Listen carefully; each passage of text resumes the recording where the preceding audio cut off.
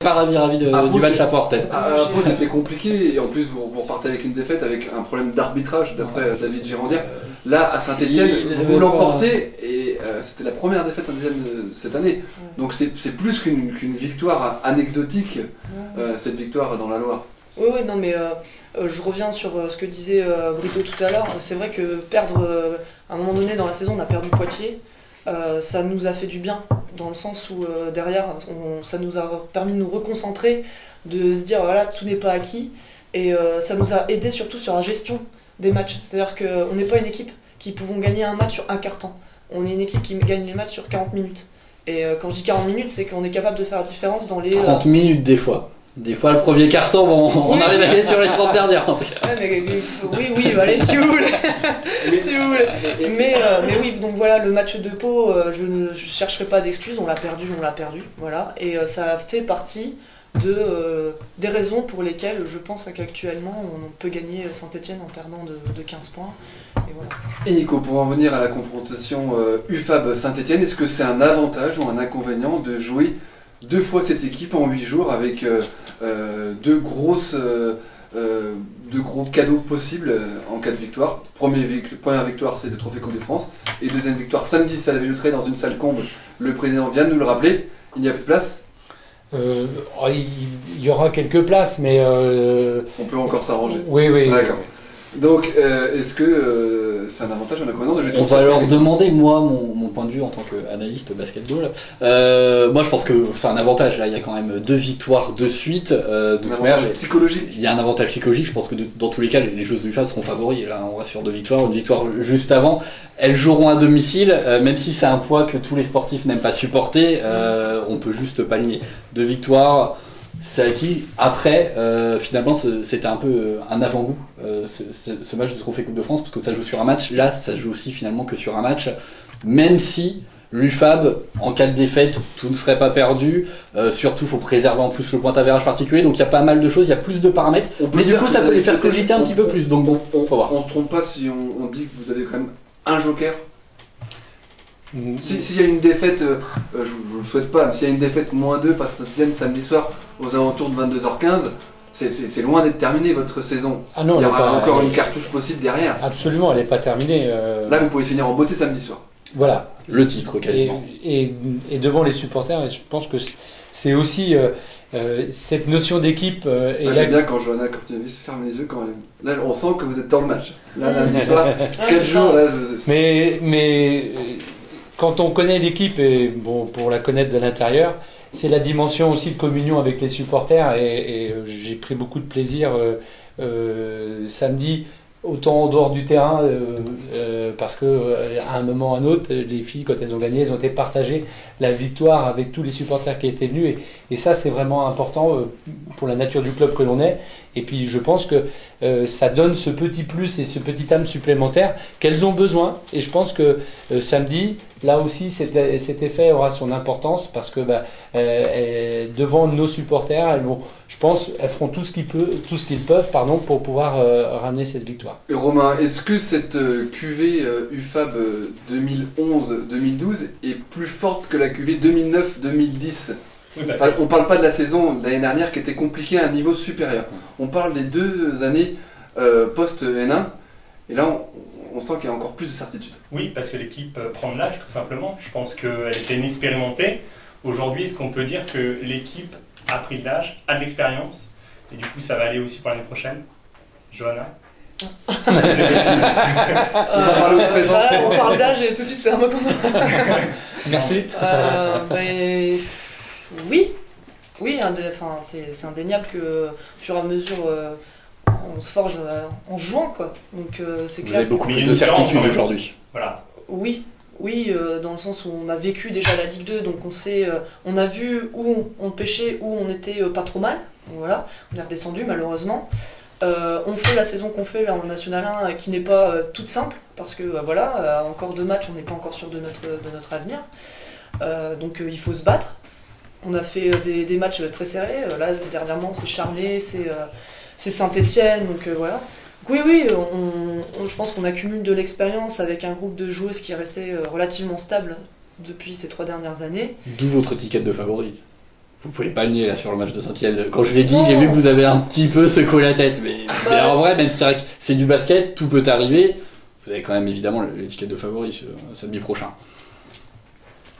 Ben, merci. On l'avait aussi un petit peu à Bercy. Vous l'aviez aussi à Bercy, je suis assez d'accord. Mais c'est vrai que l'étiquette de favori sur ce match-là, pour moi, il n'a pas de résonance parce que il va pas nous changer notre positionnement. Aujourd'hui, les filles, elles vont entamer le match comme elles ont l'habitude de le faire. Alors j'espère avec moins de retard. Juste, voilà pourquoi je tiquais un petit peu sur la notion de favorite. C'est que vous voyez, pour moi, le favorite, c'est quand on est du début à la fin de l'année. Et on ne devient pas favorite parce qu'on gagne une fois à l'extérieur. Voilà. Surtout quand en plus dans la presse, on qualifie ça d'exploit. Et c'est peut-être un peu revanchard, hein, mais pour moi, c'est un peu un retournement de la veste de la part des médias de dire que maintenant on est favorite alors qu'il y a encore 3 semaines quand on jouait Saint-Étienne, on créait l'exploit et... Non mais il y a quand même un avantage. Disons qu'on savait pas trop non plus quel était le niveau de Saint-Étienne. Enfin, ce qu'il y a surtout, c'est que Saint-Étienne dans sa poule B avait vraiment surfé, on connaissait pas non plus le niveau des différentes poules. Vous aviez peut-être eu un petit peu plus de difficultés dans la poule A, même si vous aviez fini première, mais c'est vrai qu'il y avait un duel qui avait été plus âpre entre vous et Portez, alors que Saint-Étienne avait dominé, mais certainement que la poule B était moins forte que la poule A, je suis d'accord. L'hiver dernier, là vous les tapez en Coupe de France, c'est normal l'étiquette de favori. Après, au niveau des statistiques, c'est très très bien parti. Après, il faut bien se rendre compte qu'on a affaire à 2 championnats. Il y a eu une première partie de championnat et le règlement de la fédération, il est ainsi fait et un peu particulier. Les gens ont peut-être beaucoup de mal à s'y retrouver. J'ai tout fait pour expliquer le mieux possible et je leur en veux pas. Et je le comprends. Et il y a 2 championnats. En fin de compte, il y a eu une première partie de championnat où les équipes se sont posées. Il fallait finir 1, 2, 3. Il y en a même certaines qui ont fait tout ce qu'il fallait pour pas finir 3 parce que c'est très compliqué quand on est 3e pour d'essayer de prendre la marche qu'il faut pour aller en Ligue 2. Comment ça se fait que cette fédération française, elle fait pas comme par exemple la Pro B où le premier monte et après il y a un petit format de play-off? Enfin, je te rappelle qu'ils vont déjà changer le règlement avec 2 wildcards qui vont arriver. Donc franchement, en basket, la fédération fait n'importe quoi depuis. Maintenant, il suffira d'avoir de l'argent. J'irai pas jusque-là. Il faut rééquilibrer un peu les choses, je pense. On a besoin de beaucoup plus de visibilité. Il faut que les gens puissent interpréter, comprendre, parce que sinon, ils s'y intéresseront pas. Donc, globalement, pour revenir, il y a 2 championnats. Et cette deuxième partie de championnat, on a affaire à des équipes qui sont un peu plus fatiguées. Il y a des blessures. Ça change complètement la donne par rapport à cette première partie. C'est là qu'avoir 10 joueuses, c'est un atout et un avantage considérable vraiment à ce niveau-là. Ce week-end, quelle erreur faudra pas reproduire par rapport à la finale, même s'il y a eu une victoire au bout? Peut-être les lancers francs, peut-être non, même pas, non, je pense que... 15 lancers francs loupés quand même sur le match, quand il y a une victoire seulement de 2 points, quand on est, je pense, dans les tribunes, quand on est président, on doit être un petit peu accroché à son siège. Je confirme que... mais bon, elles ont l'habitude de me voir marcher. Puis je peux vous dire que les filles, on en a parlé un petit peu entre nous, elles avaient bien les pétoches quand elles voyaient qu'on loupait les lancers francs, mais... Voilà, non, je pense que l'erreur à pas reproduire là ce week-end, c'est vraiment rentrer dans le match dès le début, parce que elles vont arriver, voilà quoi. Elles vont pas faire dans le détail. Hein. Donc, on a vu un président ce week-end qui était extrêmement stressé sur le bord du terrain. Le président de Montpellier hier, on l'a vu vraiment suivi par Canal+. Tout. Il a mis des paris en place en cas de victoire, paris qui était tenu notamment avec 2 jeux cheveux. Est-ce que le président des Sousa a établi le même genre de lien avec les joueuses? Est-ce qu'il y a des paris en cours? Et est-ce que j'écoute? Je sais pas. J'essaie. Et est-ce que il a parlé de s'habiller en fille et de faire le tour du terrain. Tu le savais pas encore? Non, par contre, il y a peu de chance hein, quand même. Et est-ce que vous serez vous aussi stressé samedi soir, un peu dans le même état? Je sentais que ça a été difficile. En tout cas, le président, c'est vrai que c'est toujours un rôle qui est particulier. Oui, alors bon, les filles le savent, je vis le match. Alors, c'est vrai que quand on est à domicile, je reste avec nos invités, partenaires, et j'essaie de rester à ma place, qui est la mienne. Frédéric Bérat sera-t-il présent? Écoutez, j'ai eu un message comme quoi il sera présent. Un petit peu les hautes sphères angevines comme... Je pense que Monsieur Goua sera présent aussi, mais bon, j'ai dire... Vous aimez bien mettre le stress comme ça dès le... Il y aura du bon monde en fait. Oui, bien, on parle du basket féminin, il faut en parler. On en parle peut-être un peu trop. On n'en parle jamais trop. Non, on parle pas. Demain.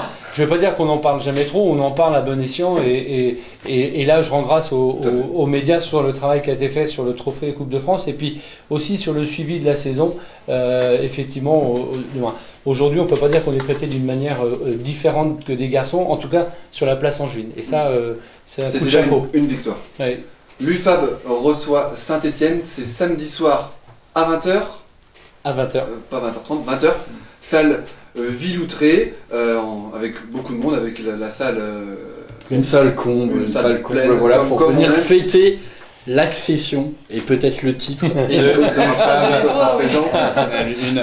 Donc voilà, en tout cas, c'est vous tout ce qu'on aviez- peut leur souhaiter. Si vous aviez un mot, Brito de Souza, pour les supporters, on sait qu'ils sont de plus en plus nombreux et que vous les fidélisez à chaque match.